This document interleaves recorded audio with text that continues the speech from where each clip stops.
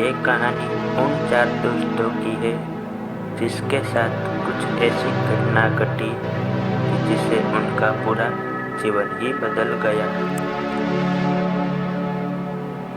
आइए जानते हैं कि ऐसा क्या हुआ था।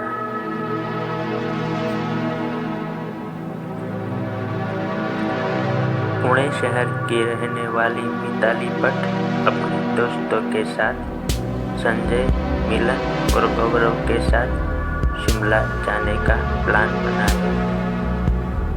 वो सब शिमला जाने के लिए बस में बैठ गए। कुछ ही देर में प्रिया सो गई। अचानक मिताली की नींद खुल गई तो उसने देखा कि बस में कोई नहीं था। बस का ड्राइवर भी नहीं था। बस अपने आप ही चल रही थी। उसके सारे दोस्तों भी बस में नहीं थे। यह सब देखकर डर के मारे प्रिया जोर जोर से चिल्लाने लगी। अचानक उसे लगा कि कोई उसके पीछे खड़ा है। जब उसने पीछे मुड़कर देखा तो वहाँ एक स्त्री बैठी हुई थी।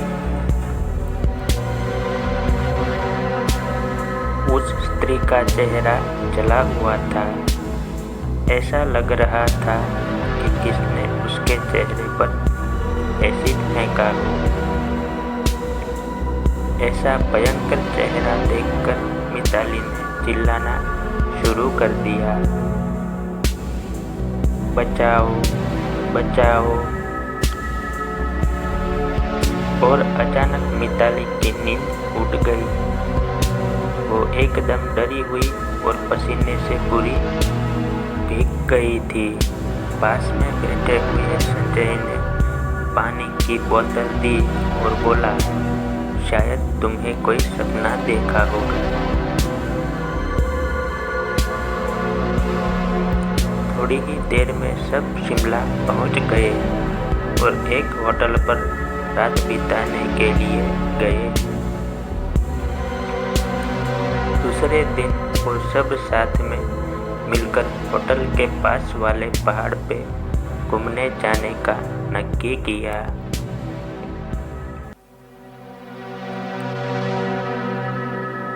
करीबन आधे घंटे में वो सब पहाड़ की सबसे ऊंची शिखर पर पहुंच गए। वहीं से नीचे देखने पर घने लीलेछम पेड़ पौधे काफी सुंदर दिख रहे थे। अचानक मिलन चौंक गया और बोला, नीचे देखो, कोई खड़ा है। लगता है कोई स्त्री है। संजय और गौरव भी देखने लगे, लेकिन उन्हें कोई दिख नहीं रहा था और बोले, तू पागल हो गया है क्या? इस घने जंगल में कोई स्त्री कैसे आ सकती है? तुम्हें शायद कोई भ्रम हुआ होगा।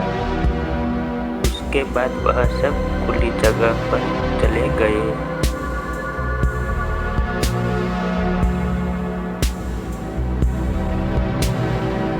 रात होने वाली थी, इसलिए वह सब ने पहाड़ पर ही रुकने का निर्णय किया। इसलिए उन सब ने वहां पर ही तंबू लगाया और खाने पीने के लिए सामान बाहर निकाला।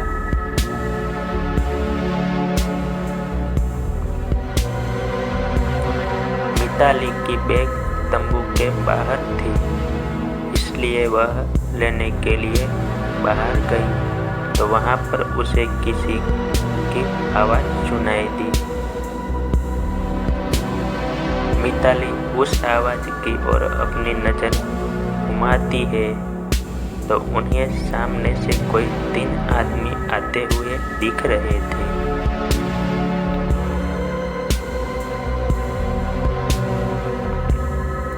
उनके हाथ में धारदार हथियार देखकर मिताली डर जाती है और दौड़ के तंबू के अंदर आ जाती है। उसने अपने दोस्तों से भी यह बता कि लेकिन कोई उसकी बातों पर विश्वास नहीं कर रहे थे। मिताली चिल्लाकर बोली, आप सब पागल हो गए हो क्या? कोई भी मेरी बातों पर भरोसा नहीं कर रहा है।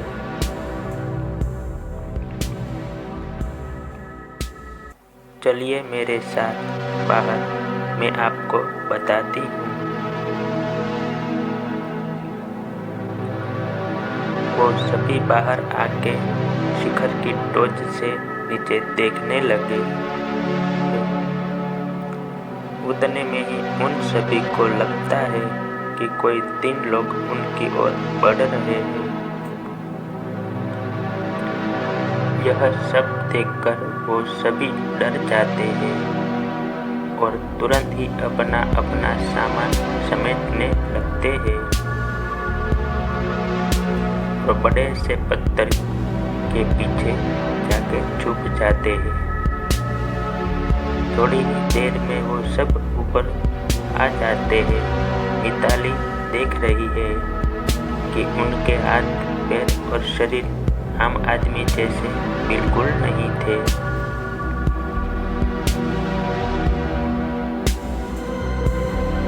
वो सब एक जगह पे बैठ जाते हैं और कुछ तांत्रिक विद्या शुरू करते हैं। उनमें से एक आदमी अपनी हाथों की उंगली को काट देता है।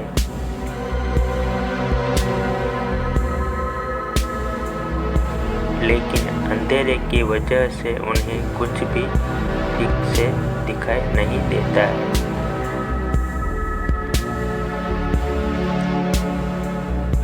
अचानक उन चारों ने देखा कि एक औरत उन आदमियों के बीच में आके लेट जाती है। कोई नहीं जानता कि आखिर वो औरत वहाँ पे पहुँची कैसे।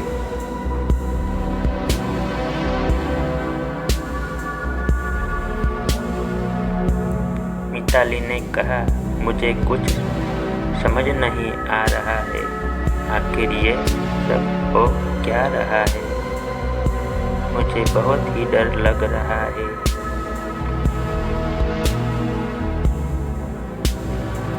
एक के बाद एक वो तीनों उस औरत को सूंघने लगे। वहीं पे अचानक उस औरत ने अपनी उंगली उठाई और हमारी तरफ इशारा करने लगी।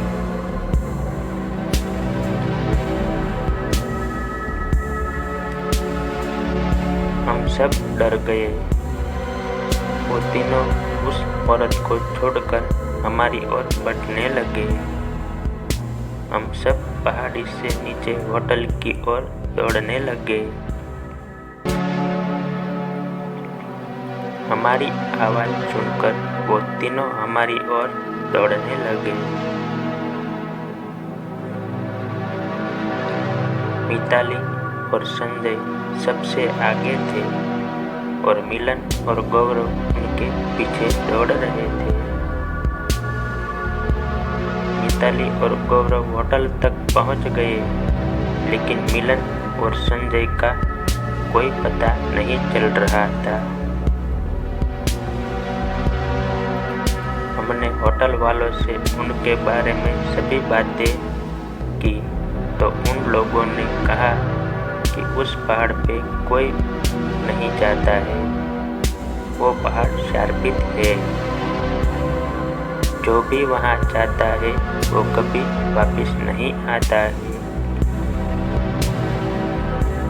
आपकी किस्मत अच्छी थी कि आप अभी जिंदा है, लेकिन हमारे दोस्त संजय और मिलन कभी भी वापस लौट के नहीं आए। हमने उन्हें ढूंढने का बहुत ही कोशिश की, पुलिस कंप्लेन भी करवाई, लेकिन कोई फर्क नहीं पड़ा।